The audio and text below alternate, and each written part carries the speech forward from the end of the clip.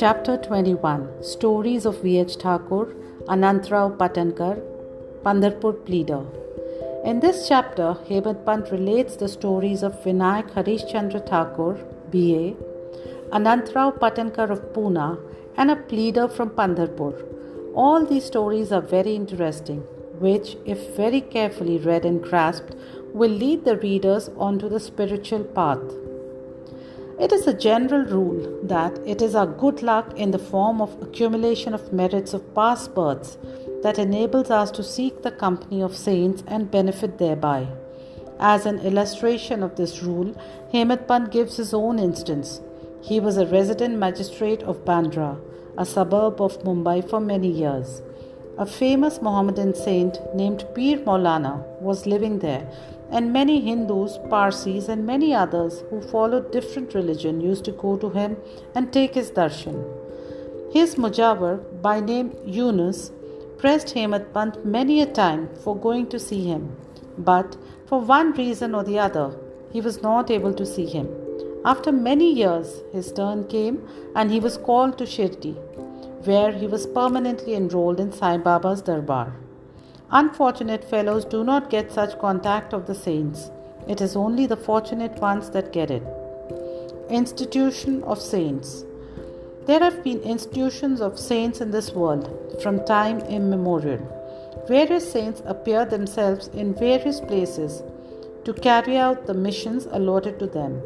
But though they work in different places, they are, as it were, one. They work in unison under the common authority of the Almighty Lord and know fully well what each of them is doing in his place and supplement his work where necessary. An instance illustrating this is given below.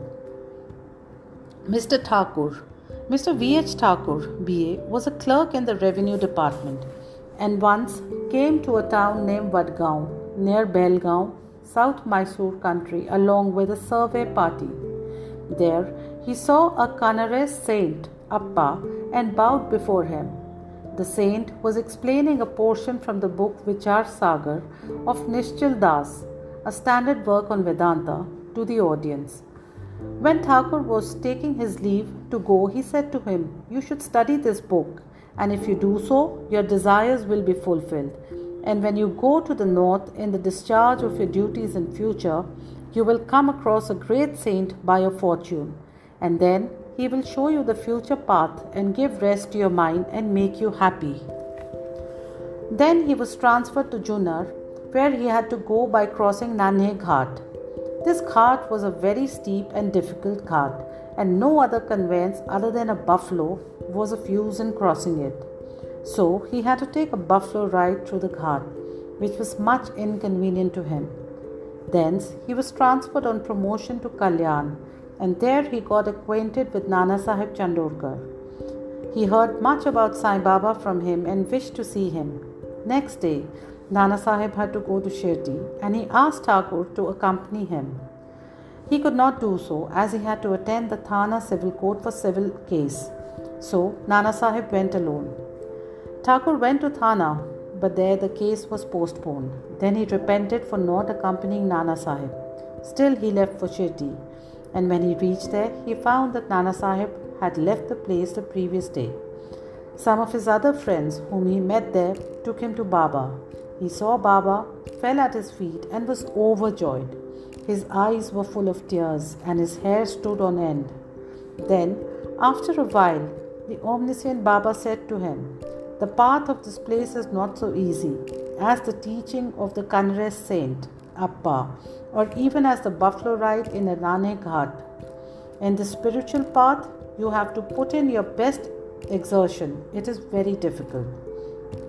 When Thakur heard these significant words, which only he knew, he was overwhelmed with joy. He came to know that the word of Kannada saint had turned true. Then, joining both hands and placing his head on Baba's feet, he prayed that he should be accepted and blessed. Then Baba said, "What Appa told you was all right, but these things have to be practiced and lived. Mere reading won't do. You have to think and carry out what you read, otherwise it is of no use. Mere book learning without the grace of Guru and self-realization is of no avail. The theoretical portion was read from the work Vichar Sagar by Thakur, but the practical way was shown to him at Shirdi. Another story given below will bring out the truth more forcibly. Anantrao Patankar. One gentleman from Pune by name Anantrao Patankar wished to see Baba. He came to Shirdi and took Baba's darshan. His eyes were satisfied and he was much pleased. He fell at Baba's feet and after performing proper worship said to Baba, I have read a lot, studied Vedas, Vedants and Upanishads and heard all the Puranas, but still I have not got any peace of mind. So I think all my reading was useless. Simple, ignorant, devout persons are better than myself. Unless the mind becomes calm, book learning is of no avail. I have heard from many people that you easily give peace of mind to so many people by your mere glance and potent word, so I have come here. Please take pity on me and bless me. Then Baba told him a parable which was as follows. Parable of 9 balls of stool. Nava Vidha Bhakti. Once a merchant came here. Before him a mare passed her stool. The merchant, intent on his quest, spread the end of his dhotar and carried all the 9 balls in it. And thus he got concentration of mind. Mr. Patankar could not make out the meaning of the story, so he asked Ganesh Damodar, alias Dada Kelkar, what does Baba mean by this? He replied, I too do not know all that Baba says and means, but at his inspiration, I say that I come to know. The mare is God's grace, and the 9 balls excreted are the 9 forms or types of bhakti. That is, Shravan, hearing, Kirtan means praying, Smaran means remembering, Padasevan, resorting to the feet, Arjan, worship, Namaskar, bowing, Dasya, service, Sakhyam means friendship, Atma Nivedan means surrender of the self. These are the 9 types of bhakti. If any of these is faithfully followed, Lord Hari will be pleased and manifest himself in the home of the devotee. All the sadhanas, that is japa, which is vocal worship, tapa, penance, yoga, practice and studying the scriptures and expounding them are quite useless unless they are accompanied by bhakti, that is devotion. Knowledge of the Vedas or fame as a great dhyani and mere formal bhajan are of no avail. What is wanted is full devotion. Consider yourself as the merchant or seeker after the truth and be anxious and eager like him to collect or cultivate the 9 types of devotion. Then you will attain stability and peace of mind. Next day, when Patankar went to Baba for salutation, he was asked whether he collected the 9 balls of stool.